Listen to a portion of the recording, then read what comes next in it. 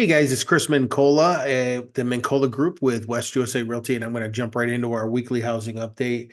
A couple of quick notes here. We have seen. I'm going to get into all the Fed stuff, all the fun stuff, and why it seems like shouldn't rates be dropping more than they are. Um, I'm also going to get into the best time to buy a home and the best week and days actually out of the whole year to buy a home. May surprise some people, but keep in mind that everything is in fluctuation, right? Everything is kind of in a shift right now. So let's talk about some of the numbers here. Pull over some info here, and I'll be sharing my screen here with you in a second. But basically, we're looking at about a 57% increase in active inventory, in particular from the 300 to $350,000 range. We saw an increase of 18% just last month. It's kind of unusual for this time of year for August, and since we're kind of looking at data from the last few weeks, which typically doesn't see such a spike in September. We'll kind of take a look at whether that increase should concern buyers or sellers. The demand hasn't significantly increased yet, despite the lower mortgage rates. Because remember, we were all the way at 8%. Now, just when you look at the average across the country, that's sitting in the low sixes, and we're going to see rates, over time go a little bit lower than that, which I'll talk more about. But remember that Fed's fund rate that you hear about on TV and stuff isn't a direct correlation with mortgage rates, and usually the bond market's ahead of that, which I'll talk more about in a second. But the added supply offers, more obviously choices for home buyers, which is great. Most of this is actually seen in the West Phoenix and Glendale area. So just to kind of give you a quick idea on that, but we typically have a seasonal flow of things where a lot of homes will come on the market usually earlier in the year. We're kind of seeing a flip flop, on that. And the local Cromford report people here that we usually like to follow, they don't really have necessarily any big insights into that. I personally think, we have a lot of people who did some investing, want to get their money out of it. That's kind of what I'm seeing anecdotally anyway, especially in those price points that they were renting their properties out for. And if you hear a little bit of noise or humming in the back, I apologize. My AC went out, so I've got a unit in the room right now till it gets replaced here in a couple of days. I had to get a brand new unit, so good and bad. Got to get a brand new unit. It'd be a whole nother deal I'm going to do on what to know that's coming up with AC units and chemicals. I'll be doing that soon. Another video I'll be doing soon, and also what to know about home warranties. So there's been some changes in both things. So I'll talk about that more here in another upcoming video. But anyway, for buyers waiting for mortgage rates to drop, it's important to kind of get the idea that it's already happened. So what the Fed does is not a direct correlation with mortgage rates. What the Fed tracks is PCE inflation. So when you hear CPI a lot thrown around on TV, that they're looking at PCE, and they're really looking at labor over inflation with the models they're using right now, which is kind of an older, slower model.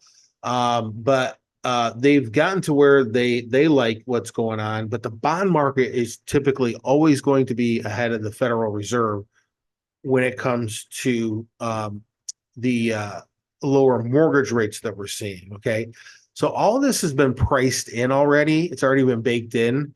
So I'll get more into detail here in a minute on what all that means and why we might even saw like a slight uptick after they lowered their rates. Because everybody's like, what is going on here? Why is this happening? It doesn't make any sense. Remember, we were at 8. We were at 8, and it follows the 10-year treasury. Okay, 8% mortgage rates across the country. That was kind of the peak, right around 8. was the average, and then that follows the 10-year Treasury, and that was from 5 points on the 10-year Treasury. So that was a 3-point spread between those two. So let's take a look. We'll take a look at where we are on all that, because the spreads are getting better. They have been getting better over time. And that means we're going to have lower overall rates no matter what. And the bond market is just ahead on what's going on in the economy. So it also, keep in mind, the Fed does look at and track new home sales a little bit, and new home starts, I should say, and permits, but they don't really track, and their mandate isn't on housing, resale housing. Okay, they're not really tracking that. So I'll get more into it here in a second. But foreclosures in Arizona, we saw a slight uptick, but the overall numbers are super low compared to past highs. We're going to keep an eye on it, but I'll show you in a minute. It doesn't make a dent in anything. Give you an idea, because you hear about all the crash. I call them the crash bros. The housing crash bros. You hear them all the time saying there's going to be a crash. Going to be a crash. During the crash, we had 30,000 properties a month. I'm sorry, 300,000 properties a month going into foreclosure. Okay. Right now, it's about 30,000, which is kind of a normal, healthy, balanced market. So we're nowhere near any of those levels at all. We're not heading in that direction. Not saying there aren't problems with the economy and everything, but those things are not happening. But remember, the Fed's mandate is not resale homes. Okay, that's just not their mandate. Whether you like them or not, that's just not their mandate. So active listings have increased. So we've got a little bit more of a balanced market happening right now, and even more maybe an advantage to buyers. We also have more choices for buyers. And demand on secondary homes, there's been a significant drop in that in our market. And second homes applications hit an 8-year low, attributed to cash purchases and a shift back to in-office work. Okay, so those are kind of the indicators we're looking at there from those data points. And we saw that we'll talk about the CMI here in a bit, but we saw that is leaning towards a balanced market. But let's jump out of this. I'm going to talk about the best time to buy and everything, and what's going on with the Fed. So without further, I'm going to share my screen here with you so we can jump right into these details. Okay, let's get rid of that. Okay, so leading up to the Fed's meeting, when we're looking at inflation and the jobs report for this week, we saw headline CPI continues to decline. Again, CPI is not what they track, but they kind of look at all these. They look at PCE, but overall, what's going on with the economy and inflation. But we see core inflation remained at the same level due to the stubborn readings on shelter. We keep talking about the shelter thing. Roughly 90% of your year-over-year core inflation comes from the shelter and motor vehicle insurance, both together. In the coming months, we expect shelter readings to eventually abate, which should translate to lower year-over-year core inflation. Okay. So those two things are huge. If anybody has those type of bills, they know those things. But the way that they track shelter costs is absolutely ridiculous. They basically, when the Fed tracks it, they're tracking it by survey, and they want to know, what do you think your home will rent for? I mean, literally, that's how they do it. Back in the day, they used to take into consideration, rental costs, but they also take into consideration the price of homes, interest rates, the things that people are normally dealing with. And always remember, if you're looking at rentals, you're looking way back when, right? In a sense of what the Fed's looking at, because you sign a lease and it's 1 or 2 years signed, right? You sign a 1 or 2 year lease typically, unless you're dealing with vacation properties or whatever. But that's what they're looking at.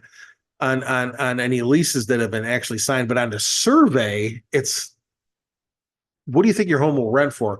A lot of people don't even know what their home will be rent for. Okay.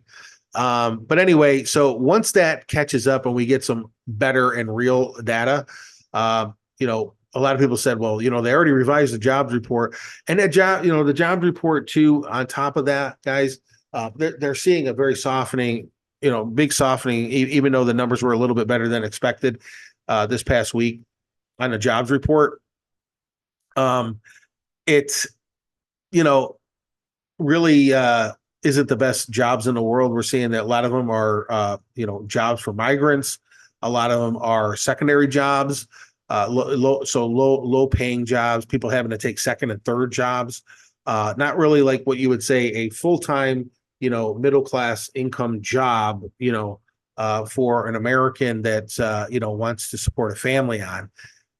Those are not. As a matter of fact, we're going to talk about a couple of segments of this that really caused the Fed to go from that 25 basis point mark to a 50 basis point drop when they did. But these shelter and motor vehicle costs are the key reason for price pressures seen last month. Altogether made up 89% of the inflation. Annual household inflation falls below key level. Housing remains great opportunity for wealth creation still, of course. Continued jobless claims top 1.8 million for 14 straight weeks. Okay. But we saw a little less than expected this week on that. I will say some of the ideas now, going back to the debate real quick, I just want to kind of sideline here. A lot of people have picked apart that debate. Now, Trump didn't talk at all about housing at the debate, really. But he did say in other statements that he wants to open up government lands and give less regulation and open up government lands and provide better supply chains in order to pick up the supply of homes, which will directly deal with cost, stability or affordability. Okay. Bring down cost. Whenever you have more supply, you have, a better cost for the consumer. When it's harder to find something, when there's less supply of something, remember the toilet paper during COVID? You pay more, and the prices go up. So inflation, too many dollars chasing too few goods. They keep printing that funny money, yes, some of it has to do with supply lines. People say, yeah, but Chris, energy sector and, wheat and things like that with Ukraine war. Yeah, some of that has an effect, maybe like a 10% effect or whatever. But the biggest impact is the infusion by the government of dollars into the system, printing new dollars, putting it into the system, and those too many dollars chasing too few goods creates inflation.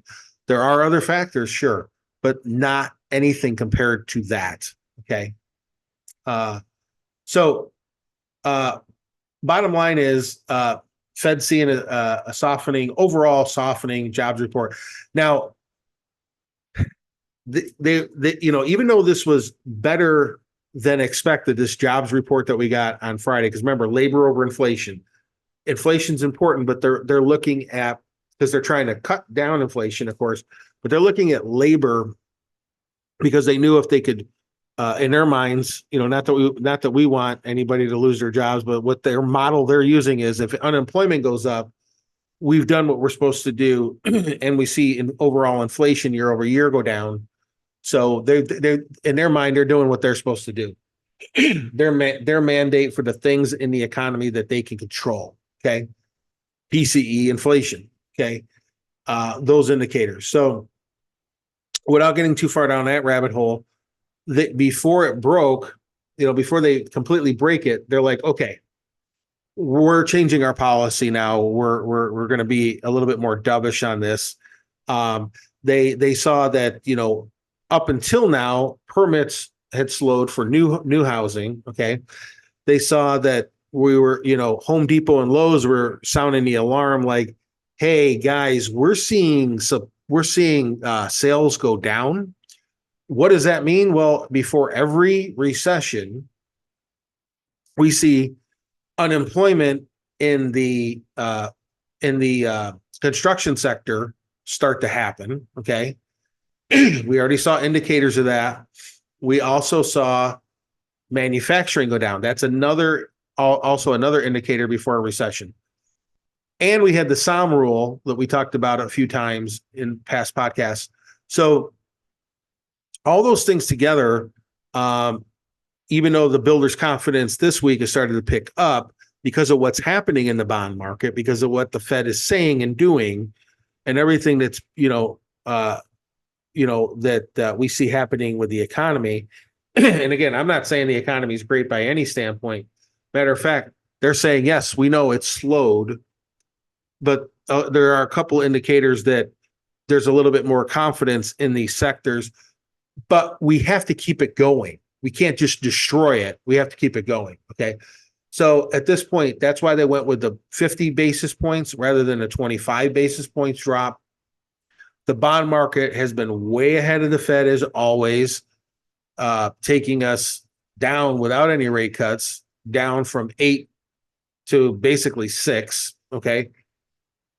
We're not going to see anything really happen in the resale sector for a good sustained period of time, or builders' confidence go way up until we're sub 6. And some would make the argument of even sub 5. But we have to have a sustained period of time where we're like 4 points, 4.7 to 5.75, range. Typically, like even more before the pandemic, we were at 4 to 5% range, during that period of time, those 4 years, except for 3 years, except when COVID hit. Then it dropped even more, right? We had a pandemic, so economy goes bad, they shut down the economy. Economy goes bad, things slow up, rates go down even more. So that's why we had the super low rates. It would take something that catastrophic to bring the rates that low. So I guess my point is, guys, if you're thinking the rates are going to go lower, to get to neutral, the Fed would have to lower rates by 50 basis points, basically 3 or 4 more times. Okay. Or another 5 times or so at 25 basis points a pop to get the neutral, to get the Fed rate at neutral. Okay. So that shows you how low we were back then. And the splits are getting better, but they're not quite where we want to see them yet between the 10-year treasury and everything. So, they did go ahead and do this, but everybody's like, well, why did mortgage rates, not go down more than they have? They actually, today they went down a little bit, but right after the Fed thing, they went up a little bit by, slightly, not just like, what was it? A little blip, but they went up a little bit. And it's like, why? What happened there? It's a great question. Well, here's a great article from Housing Wire. And it says, the Federal Reserve cut rates on Wednesday, and mortgage rates, which are two different things. Remember, Fed rate is not mortgage rates. Okay, they certainly have an indirect correlation or indirect effect, or what the Fed says and signals has an indirect effect too. But it's the bond market. The bond market is what really is controlling that 10-year treasury, 2-year, 10-year, mainly the 10-year treasury is what affects the mortgage rate. So what happened? The answer lies in the bond market. 10-year yield and the 30-year mortgage rates have been in slowdown since 1971, trending together. The bond market isn't old and slow like the Fed. It moves very quickly, and for months, has been sending 10-year yield and mortgage rates lower in anticipation of a series of Fed rate cuts, not just 1 or 2, several. Okay. As we talked about before, several months of the Housing Wire Daily podcast, the key to understanding mortgage rates is to focus on labor and economic data, not rate cuts. So the 10-year got as low as 3.6% yesterday. Okay. Let's see where we are today. We are at 3.741. But then housing start data came out. housing start beat estimates, and the single family permits data showed they are growing again. Okay, single family permits for new housing. Okay, that's a good indicator for the economy. So it's been super low, now it's going back up. 10-year yield was already higher before the Fed announcement. The growth of housing permits is a good sign for economic expansion, and falling mortgage rates since June have helped push the data line. We have not had this conversion of mortgage rates. We're still in the range of 7.5 to 8% today. The bond market got ahead of the Fed, pushing the bond yields lower, which already made the difference. So now what? Today's jobless claims came in better than expected. Okay, so people losing their jobs, they come in better than expected, sending yields higher again. Okay, because remember we said if the unemployment rate goes up, okay, and the jobs data gets worse, then we're going to see rates definitely go down again. But sends yields higher, which looks perfectly normal. The bond market is so far ahead of the Fed because the bond market got way ahead of the Fed, and so we're seeing those mortgage rates go down, and now we're seeing some of the economic data bounce back. But it got to the point of almost breaking things, right?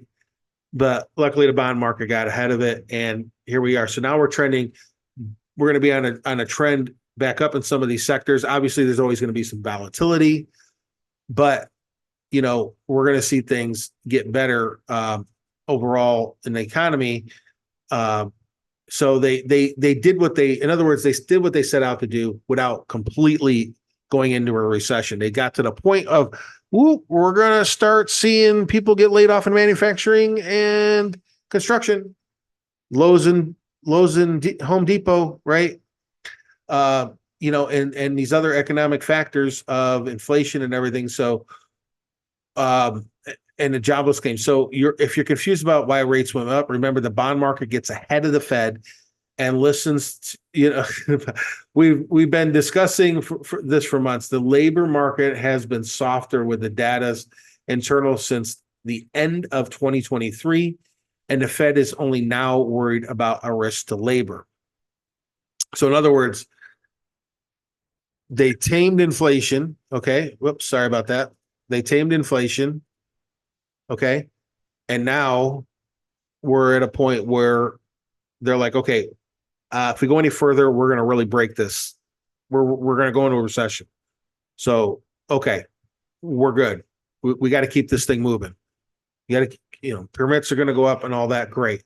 Labor market has been softer with the data's internal since the end of 2023, which the Fed is only now worried about risk to labor. This means that they need to play catch up to the market pricing in the bond market. Okay, so the 10-year yield is currently at 3.74, up from yesterday's lows and slightly higher from the close. For mortgage rates to go lower, we need to see three things. Okay, here are the three things we need to see. Mortgage spreads get better. Okay, 10-year yield, between the 10-year yield, okay, and the mortgage rate. Okay, so we're at 3.741 today. Just using this as an example, 6.15. What's that spread? Well, it should be, if we were in a normal market, this would be at 5.7. This would be at 5.7. Okay, right around 5.74 or whatever, or better. Okay, because it's usually going to be 175 or 200 points difference between the 10-year and the mortgage rate, 30-year mortgage. Okay, so we would be, like I said, we would be at 5.74 or 5.5 in mortgage rates for the national average. Now, again, mortgage broker, you're always going to do better than these. You're going to get better pricing and fees and all that. We always talk about that. You can get buy down rates right now from sellers and builders. That's going to go away as rates trend down, as mortgage rates trend down over time. How much we're going to see the rest of the year? Probably about another 50 basis points before the end of the year. Okay. That's what's baked in right now. We're not going to see mortgage rates fall too much, but the Fed will lower their Fed's fund rate another 50 basis points. Okay. Most of that's already baked into the mortgage rate, though. That 50 basis point addition that they're going to do. But keep in mind that as these rates trend down and we start getting after the holidays and into spring, it's going to start, being a buying frenzy. Now, I will say this, nobody moves unless they have to or really want to. Okay. So are people sitting there waiting there are some people sitting there waiting for mortgage rates to come down. They're never going to see the 2% and 3% again unless there's a major catastrophe in the markets, like a global pandemic. Normal before all that nonsense again was 4 to 5. So if we get sub 6 closer to 5, we're kind of normal again, right? So heading into after the holidays, guys, you're going to be competing with everybody else if you go into next year. And we're probably going to see about 125 basis point drop next year from the Fed. Okay. But remember, we were at 8. Now we're 6, the national averages on the mortgage rates. So a lot of this has already been baked in. That's 200 basis points, or basically 2%, right? On those national averages, which are going to be higher than the mortgage brokers. But if you go to a mortgage broker right now, you're going to be in the 5s. Okay. So keep all that in mind. Okay. What you want to do, if you can afford to now, and I'm going to give you another reason why in a minute, you want to get ahead of all that and you want to buy before the frenzy. Not only the seasonal spike in buyer demand, which comes in after the holidays and in the spring. People want to move after the holidays. They want to move when school lets out and be moved in and move on with life. So right now, this time of year is always the best time to buy a home. Okay. Seasonally. And I'll prove it to you. I'll show you the stats in a second. But with the way the market cycle is right now with these rates, again, anything can happen, World War III tomorrow, all that. But the way things are trending right now, the way the Fed's going, the way the bond market already went and is going, the economy overall, remember, they've already had it. So you buy now, get ahead of it. Now, yeah, but Chris, what if I need to sell a house? I need the money. Well, if you can't afford to sell your property yet, and you need to get more equity, you can't. You got to wait, right? If you can't afford the payment to qualify, you don't qualify. Okay, but people normally move because they need a bigger house because they got more kids, or a job transfer, or a family, whatever. People don't people just aren't sitting there all day like looking at mortgage rates like I do. Okay. So, but that's kind of my point. People move because of an event or something going on in their lives. So if people have to move, they're going to move. Or maybe people thinking about, I'm going to wait to buy a second home because I'm going to wait for rates to go down, maybe. But again, do you want to gain the equity if you can afford to? Again, if you need more equity, you got to wait. But if you can afford to, wouldn't you rather buy the home that you want to move to, or maybe even that second home, even if the rate is a little bit higher, now, and gain the equity in that new property?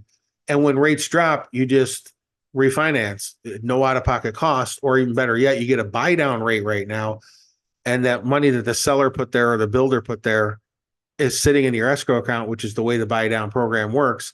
And now it doesn't cost you not only no out-of-pocket costs, but it doesn't cost you any fees at all out of the whole deal. It doesn't even get rolled in because that money's sitting there that the seller paid for, the builder paid for. So the other thing that we're waiting on for mortgage rates to get better, for those of you who are going to sit there and wait, okay, again, you want to be ahead of this, but if you're going to sit there and wait, mortgage spreads get better, economic and labor data getting softer, okay, so that has to get softer, and the Fed getting more dovish with their statements, showing a willingness to do more to help the economy stay out of the recession. The first two we're going to see, the second one, we'll have to wait and see. I personally think with the way we're going to see shelter costs finally come in, we're going to see some of that help the situation a little bit. From a big standpoint on the inflation front, but the labor over inflation is that number 2 point, right? And the economic, GDP and all that is what they're going to be looking at. So we'll keep an eye on that. Nobody knows for sure where all that's going to go. I personally think, with the way they revise these numbers, from the shelter costs to the labor data to the economic, that there's still more softening in there than we're actually being told. But that's just my opinion. So anyway, so those are the rates. Now, I'll get more into the local market news here, but the best time to buy a property, normally the overall average best time to buy a property, the days and week, the month, September 29th through October 5th. And that is just because of the time of year, the market conditions. Again, most everybody's trying to do their buying and selling in the spring, early summer, okay, or after the holidays. So if you can beat that rush, awesome. Now in our area, we do have areas like Sun City, Sun Lakes, retirement communities, second homes. We have winter visitors, we call them, going to come here and get out of the snow, like in the Phoenix area.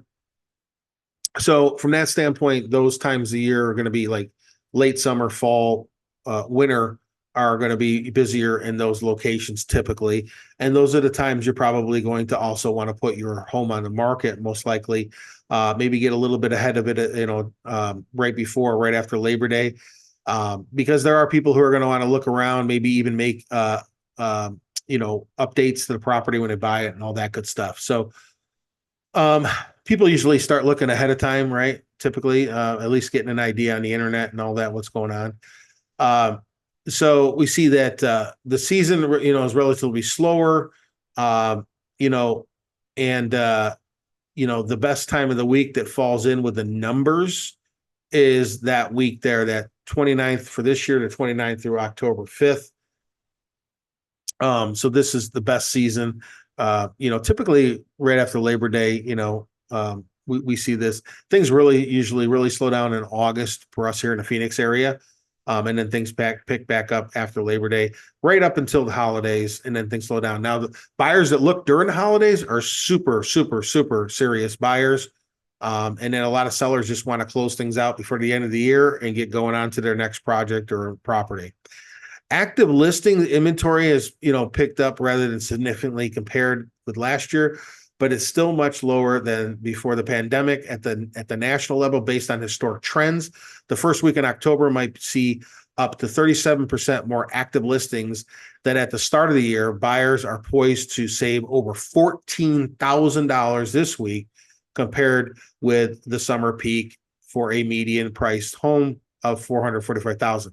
It's kind of like Warren Buffett says, he puts it this way: be greedy, when others basically are not. In other words, you want to be doing the opposite of what the herd is doing, right? Everybody's doing their thing in the spring and summer. If you can do that now versus then or waiting, or right now, you're going to catch the tailwind of this rate reduction cycle we're going to go through and the seasonal on top of that. Oh boy. And this article here is not even from realtor.com, is not even taken into consideration the rate reduction cycle that we're talking about. But buying after the peak week, it says here, might net a buyer more savings. Buying earlier is likely to mean more fresh options. Potential mortgage rate improvement could also greatly affect much of the cost to buy a home this fall. Home shoppers should get familiar with the market and capitalize. Okay. So if you're thinking about buying, and you're like, I think I'm going to wait till next year, think about this again. Let's at least have a conversation about this. We can run the numbers with the mortgage broker and then see how it all fits out. But, that is what you want to get ahead of the curve, beat the competition, always buy in the fall, winter anyway, especially this time of year, this week for this calendar year, basically around the same time every year though.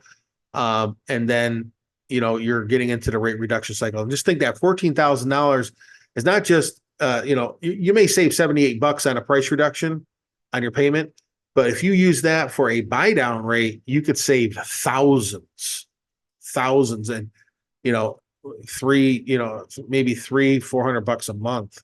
Okay. So the overall stats for the greater Phoenix area shake out here. Let's see. 88 9 days closed on market. Hey, that's our average, 89 days closed. Month supply is at 4.88. Again, kind of balance. Absorption rate is at a little over 20. So kind of normal. Again, like a normal market. Average list price, 823. Average sales price is 586. That's been kind of fluctuating around. A lot of that has to do with what's coming in by the numbers, and the majority of those numbers are coming in, at under 600,000. So, that's what's 59, 65, 64, 65, 67%, somewhere in that range, under 600,000. And then the rest of the market is everything over that. So, and they were talking about those price ranges down below, in the 300 to 350, we've seen a little bit of a pickup there. So when we talked about the short sales, there's 54 short sales. You can't look at the percentage increase. You got to look at how many there are. 54 short sales out of the 19,000 plus homes for sale is pretty much non-starter for the Crash Brother Bros on YouTube that are looking for clickbait, looking for you to click on that bait. Lender owned REOs, those are, again, distressed type bank owned properties. 40 of those, again, up 11.1%. Nothing alarming when you actually look at the actual number. You can't always go by percentages, guys. HUD up, it's up 20%. There's a whole 6 of them. So out of this, you have not quite, you do have 100 basically distressed, I guess, properties. So like out of over 19,000 plus. So like Zippo. Pending is down a hair and closed units is down quite a bit. But again, time of year, right? So don't go with the herd though. Crawford Market Index tells us we're in a balanced market, right? Between 90 and 100 is a balanced market, 100 being completely balanced. Over 110 is a seller's market. Under 90 is a buyer's market. When you have supply and demand numbers the same, you would be at 100. We are pretty close to being the same, so we are at 96. Our demand is 27 points lower than it should be, and our supply is down 24 points than it should be, lower than it should be. Right now, the city's proper. We have Fountain Hills topping the list as a seller's market at 189. And then we have Chandler with 11% drop at 139. Boy, Chandler was topping the list for quite a while. I don't know if you guys remember that, but we see that, one of the other things I wanted to mention in Powell, when they were questioning Jerome Powell, I don't know if you guys, most people don't watch that stuff, kind of nerd out on this stuff, but when they were asking him about, how do you think this will affect the, the housing market, and how will we get, through this with the rates and everything? It was like, okay, well, first of all, he's not a housing person. Okay. He's not a housing guy.